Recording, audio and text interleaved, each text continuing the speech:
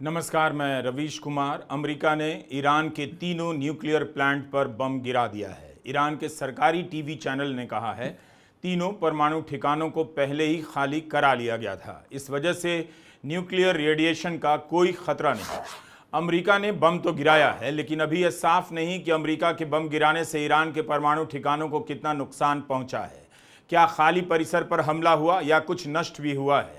इस हमले में तीनों न्यूक्लियर प्लांट में काम करने वाले कितने लोग मारे गए? ईरान के बुशर प्लांट पर हमला नहीं हुआ है, जिसमें रूसी वैज्ञानिकों के काम करने की बात खुद रूस के परमाणु कॉरपोरेशन के अध्यक्ष ने की थी। क्या अमेरिका ने उन ठिकानों से खुद को दूर रखा जहां पर रूस के नागरिकों के होने की आशंका थी? मगर तीन प्लांट पर बम गिराना, उन्हें ध्वस्त करना, यह भी काफ़ी है समझने के लिए कि अमेरिका का शुरू से ईरान को लेकर क्या इरादा था। उसने चिंता नहीं की कि रूस क्या करेगा, चीन क्या करेगा। अब इन दो देशों को बताना होगा कि वे क्या करेंगे। ईरान पर अमेरिका का बम गिराना बहुत बड़ी घटना है। इसके जवाब में ईरान क्या करेगा? आने वाले दिनों में मध्य पूर्व की हालत पर क्या असर पड़ेगा? भले न्यूक्लियर प्लांट को खाली करा लेने का दावा किया जा रहा है, लेकिन ईरान ने अमेरिका के हमले से इनकार नहीं किया है। इस हमले के बाद अमेरिका को संबोधित करते हुए राष्ट्रपति ट्रंप ने जिस तरह से ईरान के बारे में कहा है, उससे साफ है कि यह लड़ाई यहीं खत्म नहीं होगी और ना यहीं खत्म करने का इरादा लगता है। ट्रंप ने ईरान को आतंक का समर्थन करने वाला दुनिया का नंबर 1 देश कहा, मध्य पूर्व का बुली कहा, ईरान के बमों को सड़क छाप बम कहा और साफ साफ कहा कि अगर ईरान शांत नहीं हुआ तो इससे भी बड़ा हमला किया जाएगा। ट्रंप का यह भाषण बता रहा है कि वे ईरान पर हमला करने को लेकर कभी भी उलझन में नहीं रहे। उन्हें भी पता था, या कह सकते हैं कि नेतन्याहू को पता था कि ट्रंप को अब क्या क्या करना है और उसके बाद क्या क्या कहना है। बम गिराकर ट्रंप ने साबित कर दिया कि अमेरिका से ज्यादा इसराइल की चलती है, इसराइल अमेरिका को चलाता है। ट्रंप ने बम गिराने से पहले अमेरिकी कांग्रेस की मंजूरी लेने की जरूरत भी नहीं समझी। उन्हें पता था कि मंजूरी शायद ना मिलती। उन्होंने बम गिराने से पहले दुनिया के सामने ठोस सबूत भी नहीं रखे कि ईरान ने बम बनाया है या नहीं। युद्ध के विरोध पर चुनाव जीत कर आने वाले ट्रंप का यह बयान बता रहा है कि युद्ध के विरोध में उनके दिए गए सारे भाषण झूठ और कल्पना का लेवल पहनकर अमेरिका में टहल रहे हैं। ट्रंप ने अपने भाषणों को नकार दिया, उन्हें नकारना भी था। इसराइल ही अमेरिका की जनता है, इसराइल ही अमेरिका का पब्लिक ओपिनियन है और इसराइल का फैसला अमेरिका का फैसला है। नेतन्याहू और ट्रंप के भाषण अब एक जैसे हो चुके हैं। ट्रंप ने केवल बम गिराने की सूचना नहीं दी, बल्कि यह भी बता दिया कि वे ईरान को किस नजर से देखते हैं। ट्रंप ने कहा कि ईरान अमेरिका और इसराइल की मौत का ऐलान पिछले 40 साल से करता आ रहा है और सड़क छाप बमों के सहारे हमारे लोगों को घायल कर रहा है, मार रहा है। तो क्या अब भी न्यूक्लियर डील की संभावना बची है? जब अमेरिका ने प्लांट पर बम गिरा दिया तो किस हद से वह मध्यस्थता करेगा और ईरान से डील की बात करेगा? तो डील की बात का अब कोई मतलब नहीं लगता। ईरान ने एक तरह से अच्छा किया, डील को लेकर अमेरिका पर कभी भरोसा नहीं किया। इसराइल के प्रधानमंत्री बेन्यामिन नेतन्याहू ने ट्रंप को बधाई भेजी है। कहा है, ईरान के न्यूक्लियर ठिकानों पर बम गिराने के आपके साहसिक फैसले के लिए बधाई। अमेरिका के इस शक्तिशाली प्रदर्शन से इतिहास बदल जाएगा। ट्रंप के इस कदम ने मध्य पूर्व में शांति और समृद्धि का नया रास्ता बना दिया है। नेतन्याहू ने कहा कि राष्ट्रपति ट्रंप और मैं अक्सर शक्ति से शांति लाने की बात करते रहे हैं। पहले शक्ति आती है और फिर शांति। नेतन्याहू ने ट्रंप की भूरी भूरी प्रशंसा कर डाली और कहा कि अमेरिका और इसराइल की दोस्ती और एक दूसरे में विश्वास अक्षुण्ण है। रूस ने जब यूक्रेन पर हमला किया तब अमेरिका ने यूक्रेन को अरबों डॉलर दिए, अपने हथियार भी दिए, लेकिन यूक्रेन के लिए कभी मैदान में नहीं उतरा। अमेरिका के लिए इसराइल कितना अहम है या इसराइल का अमेरिका में कितना प्रभाव है कि अमेरिका ईरान के खिलाफ अपने सैनिक उपकरण और अरबों डॉलर की सप्लाई के बाद भी जंग में उतर गया। एबीसी ने रिपोर्ट किया है कि 21 जून की रात के हमले के लिए 1 साल पहले अमेरिका और इसराइल ने साझा अभ्यास किया था। अमेरिका में ट्रंप के समर्थक भी सवाल कर रहे हैं कि ईरान पर हमला कर ट्रंप ने अमेरिका पहले की नीति बदलकर इसराइल फर्स्ट की नीति कर दी है। पत्रकार ग्लेन ग्रीनवॉल्ड ने एक व्यक्ति के ट्वीट का स्क्रीनशॉट दिखाया है कि हमले के बाद राष्ट्रपति ट्रंप ने इसराइल के इस पत्रकार बराक रेबिट को फोन किया और जानकारी दी। ग्लेन के मुताबिक यह पत्रकार 2023 तक इसराइल की सेना का हिस्सा था और उसके बाद एक्सियोस में काम करने लगा। बराक ने अपने ट्वीट में लिखा है कि ट्रंप ने कहा है कि हमें बड़ी सफलता मिली है, तुम्हारा इसराइल पहले से ज्यादा सुरक्षित है। इस तरह के मीम अमेरिका में खूब चल रहे हैं कि आपने वोट तो दिया ट्रंप को, राष्ट्रपति उन्हें चुना, लेकिन राष्ट्रपति के रूप में मिल गए नेतन्याहू।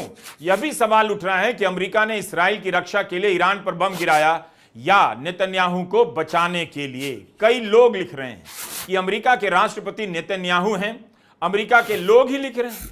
अब आते हैं ईरान पर। जिस तरह से ईरान ने हाइफा का कितना नुकसान किया, इसे लेकर कोई ठोस जानकारी नहीं मिलती, उसी तरह से न्यूक्लियर प्लांट को कितना तबाह किया गया है, इसे लेकर अलग अलग दावे हैं। ट्रंप और नेतन्याहू तो जश्न मना रहे हैं, लेकिन इन दावों पर भी सवाल उठ रहे हैं। आईएईए और रूस ने भी कहा था न्यूक्लियर साइट्स को टारगेट करने से रेडिएशन हो सकता है, लेकिन ईरान कह रहा है रेडिएशन का कोई खतरा नहीं। तो क्या अमेरिका ने खाली न्यूक्लियर प्लांट पर बम गिराया? आईएईए ने रिपोर्ट किया है कि फोर्डो समेत किसी भी परमाणु ठिकाने के रेडिएशन लेवल में कोई बदलाव नहीं आया है। ऐसे में अमेरिका के उन दावों पर सवाल उठ सकता है कि उसने 3 ठिकानों को तबाह किया है या नहीं। रशिया न्यूज ने यह वीडियो अपने हैंडल पर डाला है। हम पुष्टि नहीं कर सकते कि यह हमले की जगह का वीडियो है या नहीं।